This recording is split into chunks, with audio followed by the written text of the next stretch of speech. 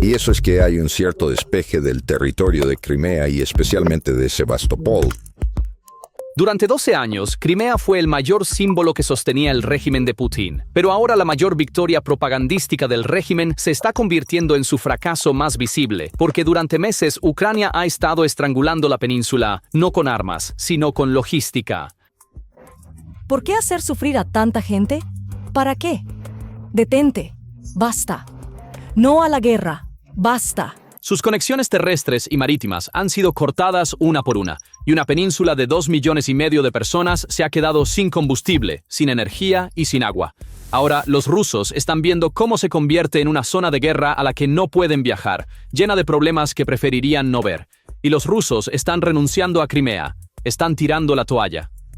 Creo que no es un secreto para nadie que las cosas no están bien en Crimea en este momento. Dios, ¿por qué estoy aquí? Quiero volver a Moscú. ¿Qué son estas ruinas? Y esta situación ha vuelto locos a los círculos del Kremlin. El administrador que nombraron declaró el estado de emergencia. Los blogueros más fervientes de la guerra escribieron sobre una derrota humillante. Y ahora los propios generales rusos están admitiendo que la península se ha escapado efectivamente. Y aquí está la parte más sorprendente. Hoy el mismo diagnóstico lo están haciendo los generales de dos bandos opuestos. Por un lado, el coronel general retirado Leonid Ivashov, una de las voces militares más conocidas del pensamiento imperial ruso. Por el otro, el teniente general retirado Ben Hodges, el excomandante de las fuerzas del ejército de los Estados Unidos en Europa. Uno está mirando por la ventana de Moscú, el otro desde un cuartel general occidental, y ambos llegan a la misma conclusión: Crimea ya no se puede mantener. Hoy vamos a hablar sobre cómo Crimea se escapó de las manos de Rusia, y lo escucharás no desde Ucrania, sino de la boca de los propios rusos. Pero primero necesitamos un pequeño favor. Análisis independientes de guerra y geopolítica como este son suprimidos por el algoritmo, y el video nunca llega a muchas de las personas a las que podría.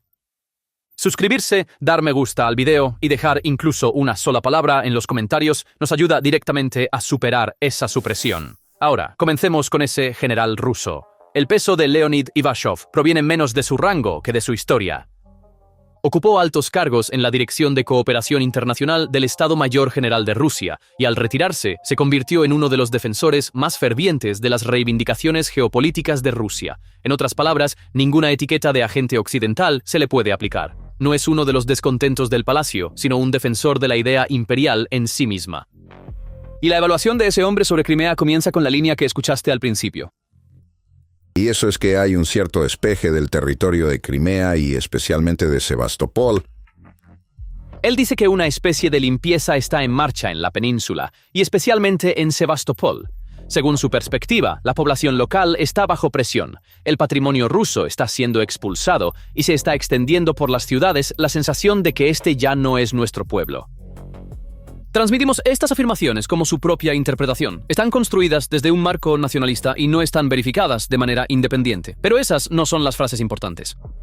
La conclusión estratégica de Ivashov es esta: incluso si Crimea permanece bajo control ruso, dejará de ser parte del mundo ruso y de tener influencia allí. Pondera esa frase con cuidado. Un general no está diciendo «estamos perdiendo la península militarmente», está diciendo algo mucho más profundo.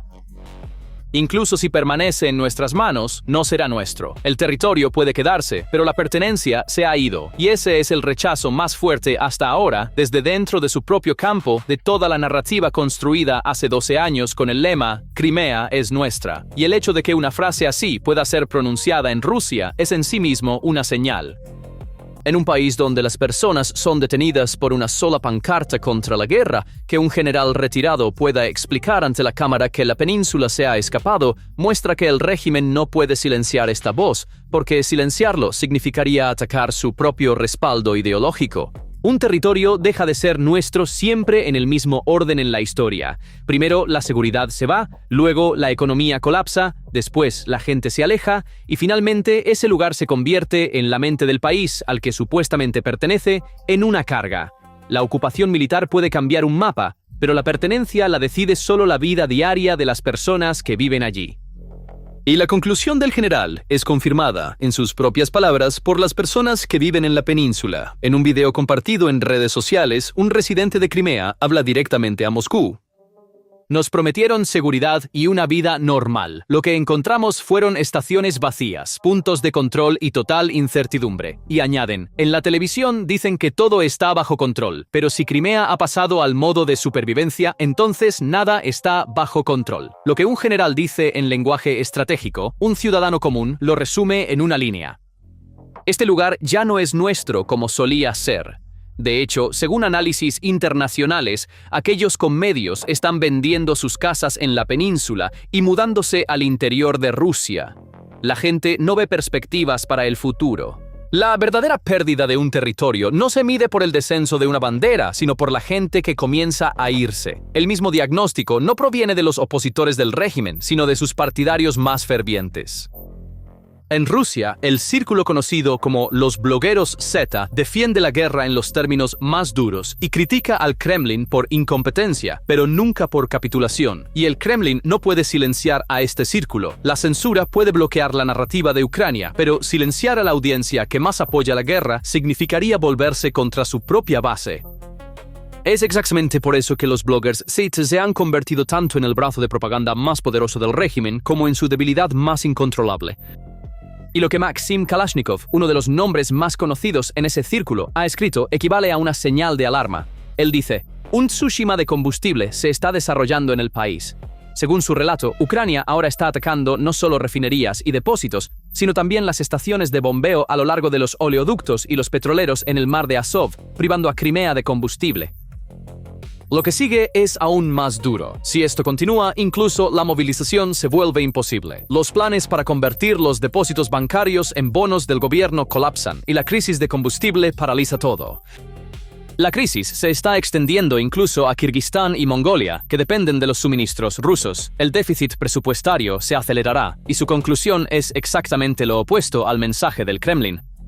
La guerra se dirige hacia un congelamiento, y entender por qué Kalashnikov eligió la palabra Tsushima explica el verdadero peso de esa frase, porque Tsushima en 1905 no fue simplemente una derrota naval. La humillación que el imperio ruso sufrió frente a su propio pueblo arrastró al país en cuestión de meses a huelgas, levantamientos y finalmente a la revolución de 1905.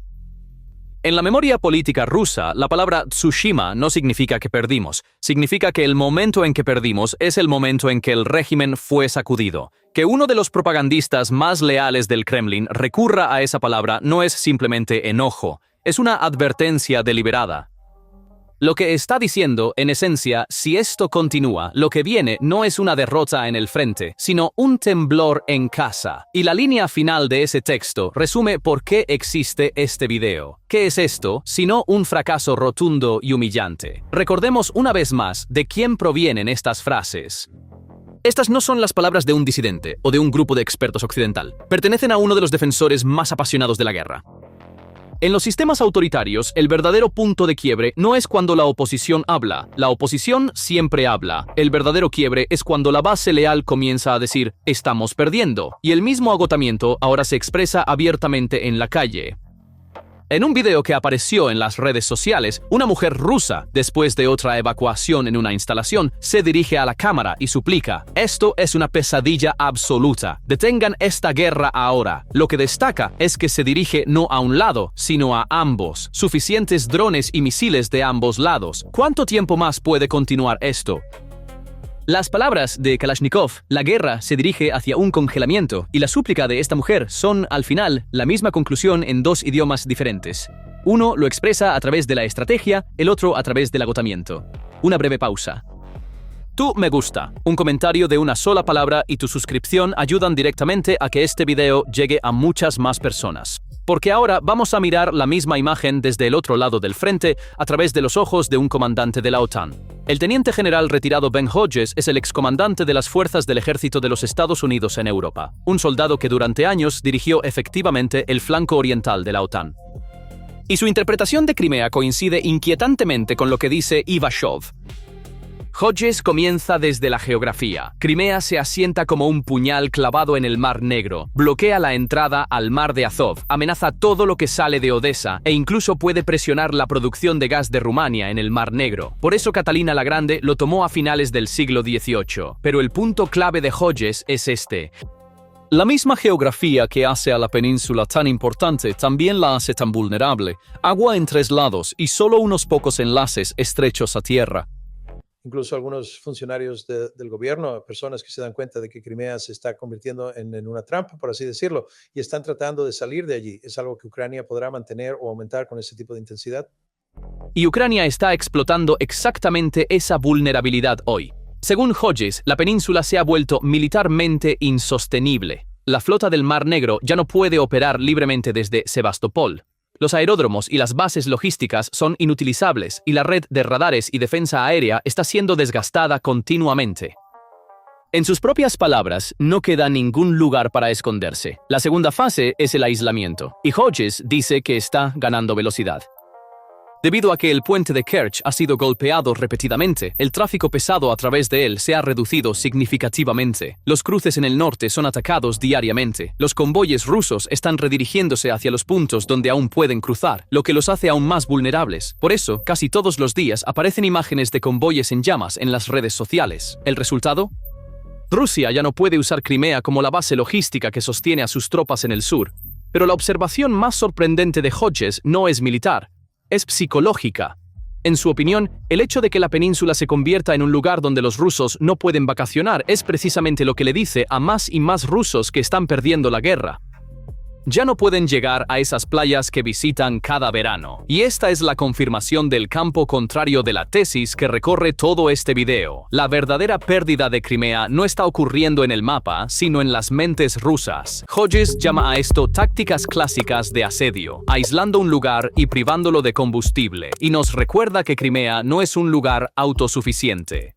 Históricamente, también ha tenido un problema de agua. Los informes desde el terreno en su relato son inequívocos. La gente se está yendo. No solo los vacacionistas decepcionados, sino también algunos funcionarios del gobierno, porque se dan cuenta de que Crimea se está convirtiendo en una trampa. Y cuanto más se cierra esa trampa, más cerca están los rusos de tomar una decisión: quedarse o retirarse.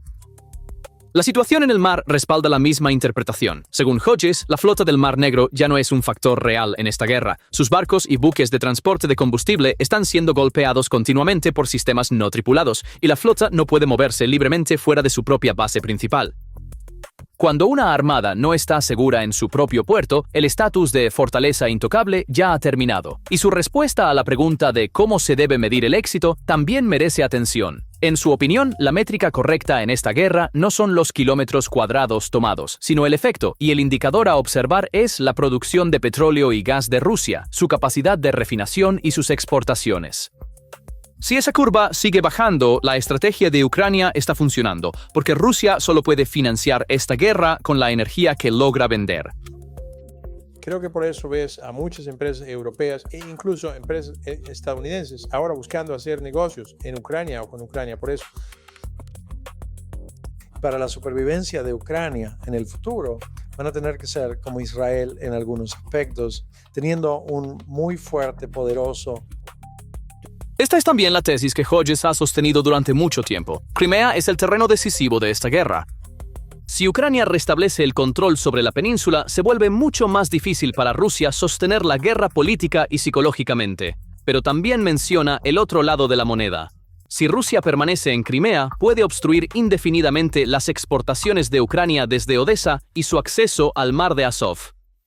En otras palabras, esta península es la cerradura de la guerra para ambos lados, y el indicador que Hodges realmente está observando no es un mapa en el frente, sino cómo responde el alto mando militar de Rusia. Él dice que los oficiales rusos profesionales pueden ver cómo esta guerra ha desgastado a sus propias fuerzas armadas, y basándose en la historia, plantea la posibilidad de que en algún momento el liderazgo militar diga: «Esto es suficiente». Coloca esa expectativa junto a las frases de Ivashov y la imagen se completa. La voz que Occidente ha estado esperando ha comenzado a surgir desde dentro de Rusia. El mismo agotamiento se ha convertido en ira en las calles rusas. En un video compartido desde Moscú, un residente furioso exige respuestas de las autoridades y llama a sus conciudadanos a no quedarse en silencio. Si seguimos mirando en silencio, nuestro país, nuestro hogar, nos será arrebatado. El partido al que culpa no es el enemigo, sino su propio gobierno. Entonces, ¿cuál es el escenario de pesadilla para Putin? Hodges lo describe también, el impulso que ahora parece haberse vuelto a favor de Ucrania volviéndose irreversible, la pérdida de la capacidad de exportar energía y los círculos influyentes dentro de Rusia retirando visiblemente su apoyo a la guerra.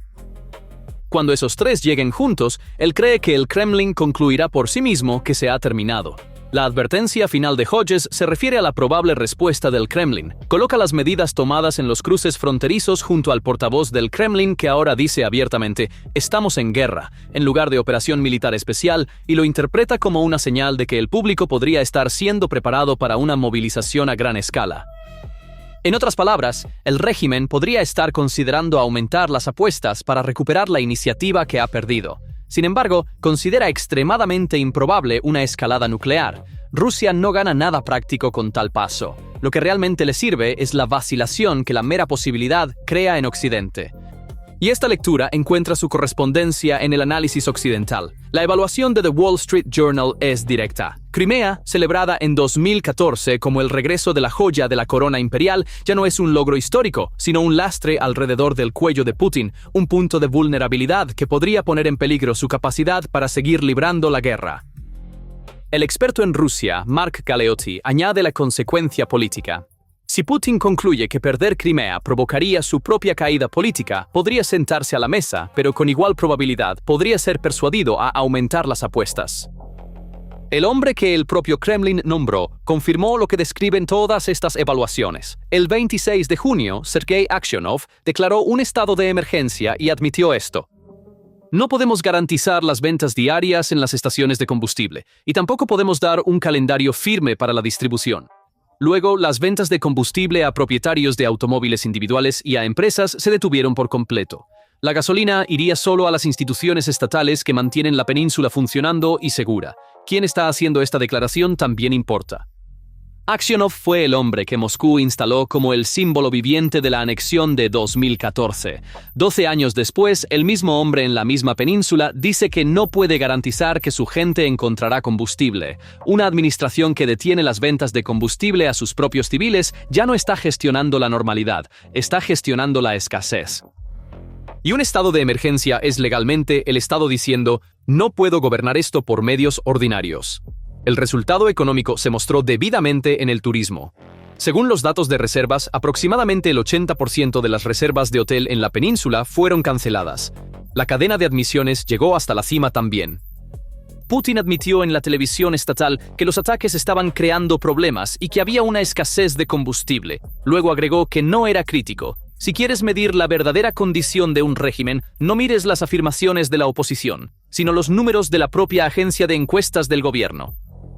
Según la encuesta del 19 al 21 de junio realizada por FOM, que está cerca del Kremlin, la confianza en Putin cayó en una sola semana del 74% al 69%, el nivel más bajo de toda la guerra. Aquellos que dicen «no confío en él» alcanzaron un récord del 18%. Y The New York Times vincula este descenso directamente a una causa. Los intensos ataques de Ucrania a la infraestructura militar en Crimea trastornaron la vida diaria en la península ocupada y obligaron a la administración local a declarar el estado de emergencia. Tampoco se detuvo la caída allí. En la encuesta de FOM del 10 al 12 de julio, la aprobación del desempeño de Putin cayó en una semana del 71% al 66%, la caída semanal más pronunciada que la agencia ha registrado desde el periodo de movilización del otoño de 2022. Las cifras de junio del Independiente Centro Levada apuntan en la misma dirección. La aprobación cayó del 79% al 74%, mientras que aquellos que desaprueban su desempeño aumentaron del 15% al 21%, el nivel más alto desde que se anunció la movilización en septiembre de 2022. Y quizás lo más sorprendente de todo, aquellos que dicen que el país va en la dirección correcta cayeron del 61% al 52%, a un ritmo récord. Y el hecho de que este declive esté vinculado a Crimea crea un problema muy particular para el Kremlin, porque en 2014 esa misma península llevó las calificaciones de Putin a máximos históricos, lo que significa que el lugar que está provocando la caída de hoy es el mismo lugar que entregó el pico hace 12 años. El mayor capital político de un líder siendo reclamado desde la misma dirección es una de las facturas más implacables de la política. Hay un detalle más que dice incluso más que los números, el reflejo de la censura. Las agencias estatales de encuestas, suspendiendo algunas de sus publicaciones regulares, muestra que lo que preocupa a las autoridades es menos los datos en sí que los datos siendo vistos. Cuando una administración deja de medir las malas noticias, también ha dejado de gestionarlas. La voz humana detrás de los porcentajes es mucho más desnuda que cualquier encuesta. En un video, el agotamiento de la paciencia se resume en una sola línea. El jefe nos dice que tengamos paciencia un poco más. Ya hemos sido pacientes durante 5 años.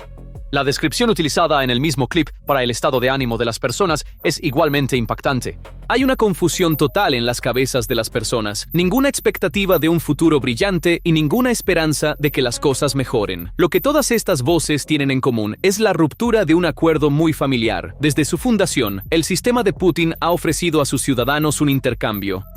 Mantente al margen de la política y a cambio tu vida será estable. Crimea era el escaparate más brillante de ese trato. Proporcionaba tanto orgullo como vacaciones. Ahora no hay ni orgullo ni vacaciones en ese escaparate. Y el verdadero riesgo político radica en la dirección de la ira. Estas personas se dirigen a Moscú, no a Ucrania. Lo que resienten no es el ataque, sino la promesa que no se cumplió. Y encima de todo esto, el golpe final vino del lugar más inesperado. Rusia borró Crimea de su propio dinero. El reverso del nuevo billete de 100 rublos que entró en circulación en julio de 2026 lleva el monumento de Rjev y un mapa. Pero mientras que el dibujo en la versión de 2022 mostraba a Crimea como parte de Rusia, esa imagen está ausente en el nuevo billete. La península desapareció silenciosamente de la pieza de papel más ampliamente circulada de Rusia. Y esta vez, la mano que dio el golpe no fue la de los drones de Ucrania, sino la del propio Banco Central del Kremlin. Según el Banco Central, no hay nada extraordinario aquí. Cada denominación está dedicada a un distrito federal, y el billete de 100 rublos simplemente tomó su turno. De hecho, Crimea no ha sido borrada del dinero ruso por completo. Sebastopol todavía aparece en el billete de 200 rublos impreso en 2017. Pero los símbolos adquieren significado desde el momento en que aparecen, y este símbolo surgió en un período en el que el dinero mismo se está retirando efectivamente de la península, porque las redes sociales rusas en Crimea estos días están llenas no solo de lamentos sobre el combustible y la electricidad, sino de quejas de que los bancos se niegan a entregar a los depositantes su dinero en efectivo. Y la razón se lee como un resumen de todo el panorama. Incluso el efectivo necesita combustible para ser entregado. Cuando la bóveda se vacía, el vehículo blindado que llevaría dinero al cajero automático tiene el tanque vacío. Y el efecto psicológico de esto es mayor que el económico. La confianza de una persona en el Estado no es un sentimiento abstracto. Se mide en el momento en que introducen una tarjeta en una máquina y obtienen su dinero. Cuando esa máquina regresa vacía, lo que se sacude no es solo un presupuesto, sino la sensación de que mi Estado me respalda. Si las tarjetas no funcionan, si los cajeros automáticos no dan nada y la conectividad está restringida, esa región efectivamente ha retrocedido a una economía de efectivo, y el capital es lo más rápido en huir de esos lugares. Para un imperio, la pérdida más peligrosa no es la pérdida de territorio. Es la pérdida de la narrativa. Eso es exactamente lo que está sucediendo en Crimea hoy. Las banderas están en su lugar, los gobernadores están en sus escritorios, los puntos de control están funcionando. Pero el general del pensamiento imperial ruso dice, incluso si permanece en nuestras manos, no será nuestro. El excomandante de la OTAN en Europa describe la misma península como convirtiéndose en una trampa. Los blogueros más leales a la guerra escriben sobre una derrota humillante. El administrador que el Kremlin nombró anuncia que no puede garantizar combustible. Las encuestas del propio Estado miden la confianza tocando fondo. La persona en la calle dice, ya hemos sido pacientes durante 5 años. Y el Banco Central elimina la península del nuevo billete. Durante 12 años, Crimea fue la prueba que Putin mostró a su pueblo. Miren, podemos recuperar lo que perdimos. Ahora, la misma península se ha convertido en la prueba de lo contrario. Miren, ni siquiera podemos mantener lo que tomamos. Y ahí es donde reside el verdadero peligro para el Kremlin. Esta península era una prueba para la historia que el régimen cuenta a su gente. Cuando esa prueba se descompone, el resto de la historia comienza a ser cuestionada también, incluida la guerra misma. Las señales a observar son claras. Ya sea que se levante el estado de emergencia, que se estabilice el suministro de combustible y energía, que se recuperen las cifras de las encuestas, que el Kremlin avance hacia una movilización a gran escala y que surjan nuevas voces de la alta dirección militar de Rusia. Porque mantener un territorio no se mide por una bandera ondeando sobre él. Si tu propia gente no puede viajar allí, si tu propio general dice, está dejando de ser nuestro, si el comandante del lado opuesto lo llama una trampa, y si tu propia moneda lo borra del mapa, entonces ese territorio hace tiempo que se ha convertido en otra cosa, no en un activo, sino en una herida. Entonces, ¿qué piensas? ¿Han descartado realmente los rusos Crimea? ¿O Rusia reparará el daño y logrará mantener la península después de todo? Comparte tus pensamientos en los comentarios. Para mantenerse informado sobre el análisis exclusivo de guerra y geopolítica de PPR Global, por favor suscríbase a nuestro canal y active las notificaciones. Gracias por elegirnos.